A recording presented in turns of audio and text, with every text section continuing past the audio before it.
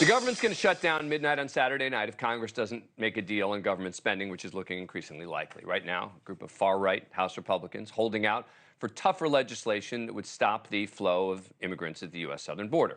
Regardless of what you think about what action needs to be taken at the border, and there's no question, the border's a disaster, shutting down the government will immediately make the border crisis worse, much worse. If the government shuts down, millions of federal workers, military personnel lose their paychecks. Some essential workers, like TSA, for example, have to work without pay. But also directly impacted, the U.S. immigration courts, which already have a 2.6 million case backlog. That number is expected to grow worse each day a shutdown drags on. There are roughly just 700 immigration judges across the country, each of them with caseloads, sometimes upwards of 10 to 20,000 on their dockets. House Speaker Kevin McCarthy says the House will vote tomorrow on a temporary funding bill, but it's unclear if he has enough votes to pass. His biggest obstacle, far-right members of his own party. If he fails to pass a bill, if he passes a bill to fund the government without support from the entire sort of hard-right faction by making a deal with Democrats, they may retaliate by calling for a new vote, potentially getting rid of him. One of his biggest detractors, Florida Congressman Matt Gaetz, has openly threatened to oust McCarthy if he doesn't follow through with a number of demands on spending and legislation. But Gaetz has also linked passing a budget with the border crisis.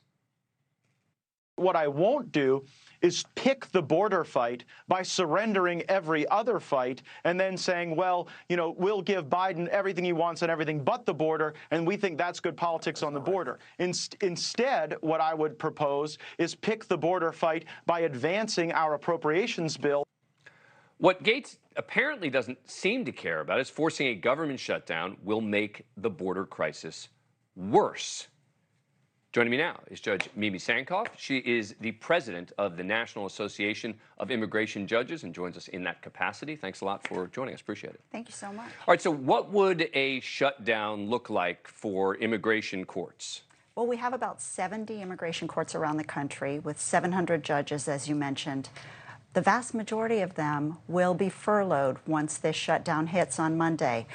Of the judges themselves, we don't know yet which ones will be furloughed, but we do know that the detained courts, and by that I mean the courts that preside over matters involving individuals that are in detention, those are the courts that will remain functioning during the shutdown. And the vast majority of the rest of the courts, the ones that are just the run-of-the-mill cases, basically, those ones will not go forward. They'll be in a holding pattern. Right, so then what happens? The numbers just stack up and more delays, et cetera? That's what's going to happen, because we know that about 20,000 cases have to be pushed out every week that the shutdown goes on. Our dockets are full. I have 3,500 to 4,000 cases. Some judges, as you mentioned, have 20,000. The people who've been waiting for their hearings, those hearings aren't going to go forward come Monday morning. And what's the practical impact? I mean, if you're someone who is like Matt Gaetz, right, who wants border problems solved, they want tougher issues at the border, you know, sort of how does what is going to happen if that occurs impact what he's asking for? It's such a key distinction here, looking at what happens and how we control the dockets.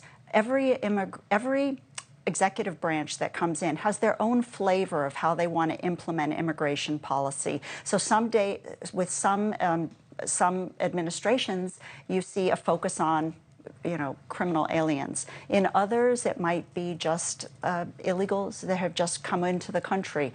And so this constant shifting has just grown the backlog over time. And we can only anticipate seeing more of that if we start to see a new shift in policies. It's one of the things when anyone who's sensible talks about immigration reform, it talks about adding more money to the immigration courts to get this stuff resolved faster and faster. Thank you for watching.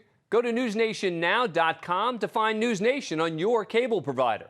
And don't forget to click the red subscribe button below to get more of NewsNation's fact-driven, unbiased coverage.